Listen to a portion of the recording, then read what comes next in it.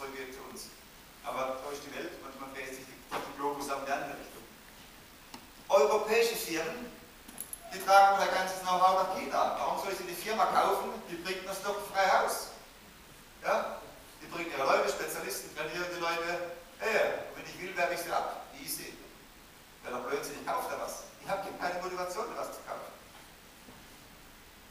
In China verdient das Geld, wenn einer privat ist, schwierig nach draußen zu bringen. Mein Vorredner hat es gesagt, es braucht politische Connections, um das Geld locker zu machen.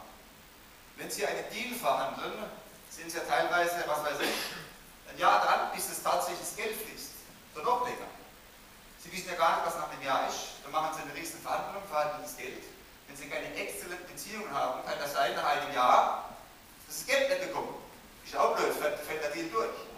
Das heißt, da gibt es schon von der Struktur, Entscheidungsstruktur, gibt es überhaupt nichts, was dazu ausgelegt ist, sondern eine Firma zu kaufen. Mainland China.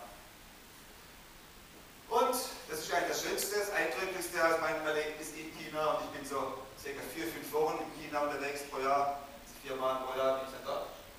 Die kommunistische Partei will ihre Macht und Kontrolle erhalten. Wissen Sie, wie das funktioniert bei den Mainland Chinesen?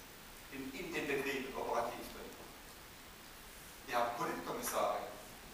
Hey, die Politkommissare, das sind die Leute, die laufen rum, wie wenn sie Hausmeister wären, aber die haben die Macht, nicht die mit den Krawatten, sondern die eigentlich rumlaufen, als ob sie irgendwie nichts zu sagen hätten. Ich hatte mal einen schönen Abend zusammen mit dem Politkommissar von dieser Firma, Shanghai Electric, 6 Milliarden Euro, mit ihm und dem CFO. Es war eindrücklich, den Mann zu erleben am Tisch. Während dem Abend, wenn wir ein Thema hatten, hat er sofort das Handy rausgeholt, ob es nach 9 Uhr war, und hat seinen Geschäftsführer angerufen von der Firma von einer halben Milliarde, und hat ihm gesagt, du machst das und das und das. Das kann der tun. Der gibt es keine 24 Stunden, der ruft die Leute an, wenn er will. Warum? Der Politkommissar ist der oberste HR-Manager. Ohne ihn wird niemand befördert, niemand geschmissen und niemand eingestellt. Ja, Sie wissen, welche Freude Sie haben müssen. Aber es fällt Ihnen schwer auf. Die Leute wollen doch keinen Kontrollverlust haben, dass sich in Europa Firmen haben. Dann können wir mal denen vielleicht beibringen, wie es funktioniert. Das funktioniert nicht. Die wollen nicht gemacht werden. Von der Seite haben die keinen Druck, die Kontrolle zu verlieren. Und ich denke, das, was man in der Presse liest, das sind Ausnahmen. Das ist nicht die breite Masse in der Volkswirtschaft in China. Das sind Ausnahmen, politisch wollende Exemplare, aber nicht die breite Masse der Wirtschaft. Kauft China Europa? Nein. Das ist für mich ein klares Nein.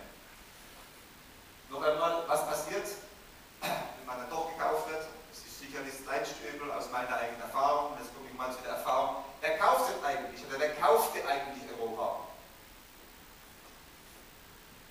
Ich habe da eine Erfahrung. Ich habe mal für diesen Mann gearbeitet. Eine schöne Firma, Mittelständler, 220 Leute, baut schöne Servoantriebe mit viel Zentrale drin damals schon. Und er hat seine Firma 95 verkauft und hat sie an einen Hai verkauft. Was ist ein Hai? Danaher Corporation, United Technologies, wir sind in der Target gelandet. Ja, das waren die im Gewässer in Europa unterwegs waren, haben sich die Kellen rausgekriegt. Ja, ich glaube, in der Schweiz und Sprecher Schuh und Helm Bradley verkauft. Ja, die haben sich die ganze Firma zusammen gekauft. Die machen nichts draus. Also, dann, das ist diese neue Firma, habe ich da erlebt, wie das funktioniert, die Integration, und Sie haben einen schönen Vergleich, wie das die Chinesen machen, wie das die Amerikaner gemacht haben. Die Amerikaner, die waren viel geschickter. Die sind gekommen und haben überhaupt sehr nett, waren unsere Freunde, haben uns aber praktisch hintenrum noch infiltriert und nach 1,5 Jahren filetiert. Man merkt es aber nicht, es ist viel angenehmer, von einem Amerikaner zerlegt zu werden, wie von jemand anders. Manche lächeln ja noch dabei. Ja? Ja. Also, es war sehr speziell. Wir wurden nicht gewollt, filetiert, etc. Und für die Amerikaner, das habe ich gelernt, es ist nicht wichtig, ob alle gewinnen, egal, wenn 2 Parteien verlieren und 2 gewinnen, Schuss für die, sind es erfolgreiche Manager. Glaube ich, bei den Chinesischen ist das anders. Man ist eher auf längerfristige Beziehungen aus, wenn sein Gesicht nicht verlieren, seine Relation sich. Ja, die suchen eher wie wir in Europa die Win-Win-Win-Situation. Bad Case. So, dann komme ich zum was passiert, wenn Schweizer Unternehmer sind. Jetzt komme ich zu meiner Provokation langsam. Ja? Und zwar,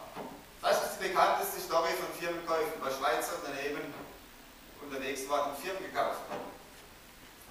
Erinnert man sich noch dran? Ja, also das war nicht der Schmerz. Sie haben zwar gedacht, sie sind der Haifisch-Karpfenteich der Luftfahrt, aber es war eher so ein Karpfen oder so ein Barsch irgendwie. Ja? Und die haben gefragt, sie können den anderen zeigen, wie es funktioniert. Und wie hat es geendet? Ja, der Bundesrat hat eine Soße dazu gemacht, damit das Ding schön schmackhaft wird. Der Kranich hat es geschluckt. Ja, ein sehr gutes Beispiel einer gelungenen Akquisitionsstrategie in Switzerland. Ich habe eine andere erlebt, also aus der Gruppenleitung. Wir haben auch einige Firmen gekauft. Entersenhauser bei Italien hat eine Firma gekauft. Also ich kann beide Seiten relativ gut sehen. Bei Egal habe ich sehr nahe mitbekommen, wie die SEG die gekauft hat und habe das erlebt, wie das funktioniert. Wir haben, wie gesagt, hier in Amerika gekauft. Und das kommt jetzt meine Abschlussfolie, die zweite Folie. Wie ist das denn? Wie sieht denn eigentlich die Außenwelt, die Schweizer Firmen, Schweizer Manager? Ja, was beeinflusst denn die ihre Dinge, ihr Handeln? Also, es ist ein Wechselbad. Das ist vielleicht das Besondere bei der Schweiz. Einerseits hat man, wenn man an die Schweiz denkt, gewisse Werte, Kultur, das sind Leute, die stehen in Vereinen, die hängen zusammen. Ja, manche sprechen auch von Teig, aber es ist hängen zusammen. Die setzen sich durch, ja, die haben ihren Kopf, ja, und sie haben gewisse Werte, Idylle, Familie. Und das ist das, was die Außenwelt irgendwie sieht. Ist jetzt der wertorientiert, zieht das radikal durch, sein Kopf durch. Auf der anderen Seite hat sich eben bei uns auch die Kultur, Kapitalismus durchgesetzt. Ja, es ist immer mehr ausgebildet in die Richtung, in das Kästchendenken, ja, standardisierte Ausbildung, alle denken gleich, reagieren gleich, rechnen gleich. Und jetzt ist das Problem, dass die Außenwelt nicht genau weiß, welchen Schweizer trifft sie denn gerade. Ist der auf dem Trip oder auf dem anderen Trip? Das macht es extrem schwierig, sie zu beurteilen. Wissen Sie, wenn Sie zum Amerikaner gehen, der hat ein schönes Lied, eine schöne Sache, if you pay me right, I sing your song. If I have enough money, I sing my own song. Das heißt, der macht Ihnen, was er will, der sagt Ihnen alles. Das ist bei manchen anderen Kulturen nicht so. Ja? Aber man weiß es, ich zahle ihm, dann macht er das. Ja?